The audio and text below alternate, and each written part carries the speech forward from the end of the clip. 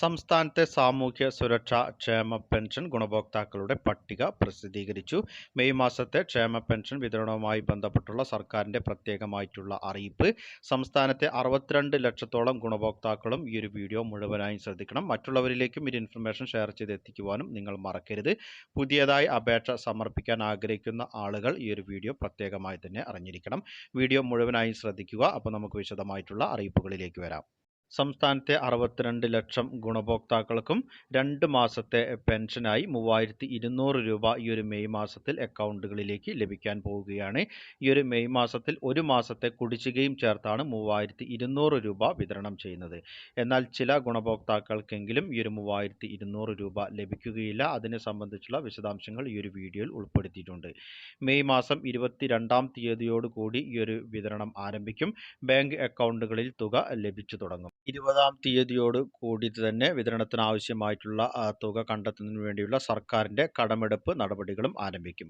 4-ാം വാർഷികത്തോടനുബന്ധിച്ചും അതുപോലെ തന്നെ നിലമ്പൂർ ഇലക്ഷൻ പ്രഖ്യാപിച്ചാൽ പെരുമാറ്റച്ചട്ടം നിലവിൽ വന്നേക്കാം എന്നുള്ളത് കൊണ്ടുമാണ് കുടിശ്ശിക മെയ് മാസത്തെ പെൻഷനോടൊപ്പം നൽകുമെന്ന് നേരത്തെ തന്നെ സർക്കാർ പ്രഖ്യാപിച്ചത്. അതുകൊണ്ട് തന്നെ സംസ്ഥാനത്തെ 62 ലക്ഷത്തോളം വരുന്ന സാമൂഹ്യ സുരക്ഷാ ക്ഷേമ പെൻഷൻ ഗുണഭോക്താക്കളിൽ മസ്റ്ററിംഗ് പൂർത്തിയാക്കിയിട്ടുള്ള എല്ലാ ഗുണഭോക്താക്കൾക്കും 3200 രൂപ ഈ ഒരു മെയ് മാസത്തിൽ ലഭിക്കും.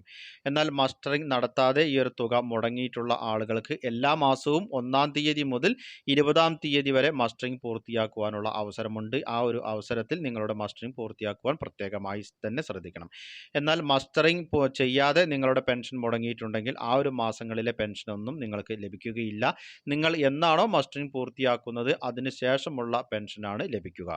2 രീതിയിലാണ് സാമൂഹ്യ സുരക്ഷാ ക്ഷേമ പെൻഷൻ വിതരണം നടക്കുന്നത്.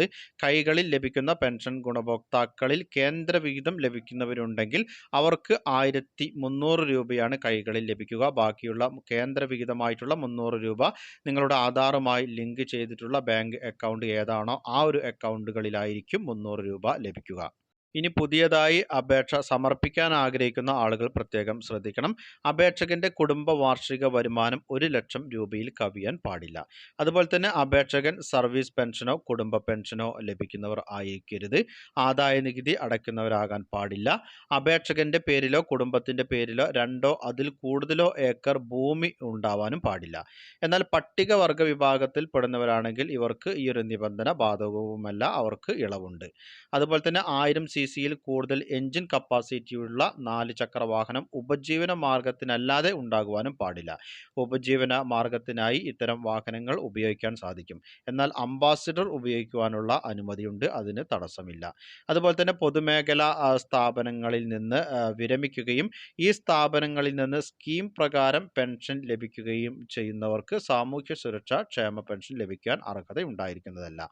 പൊതുജനങ്ങളുടെ അറിവിലേക്കായി വളരെ പ്രധാനപ്പെട്ട അറിയിപ്പുകളുടെ വിശദ വിവരങ്ങളാണ് പങ്കുവച്ചത്. മറ്റുള്ളവരിലേക്കും ഈ ഇൻഫർമേഷൻ ഷെയർ ചെയ്തെത്തിക്കുവാനും നിങ്ങൾ മറക്കരുത്. സർക്കാർ അറിയിപ്പുകൾ യഥാസമയം ലഭിക്കുന്നതിന് വേണ്ടി വാട്സപ്പ് ഗ്രൂപ്പിൽ ജോയിൻ ചെയ്യുക. പുതിയൊരു വീഡിയോയുമായി നമുക്ക് വീണ്ടും കണ്ടുമുട്ടാം. അതുവരേക്കും അനൂപ് സൈനിങ് ഓഫ്.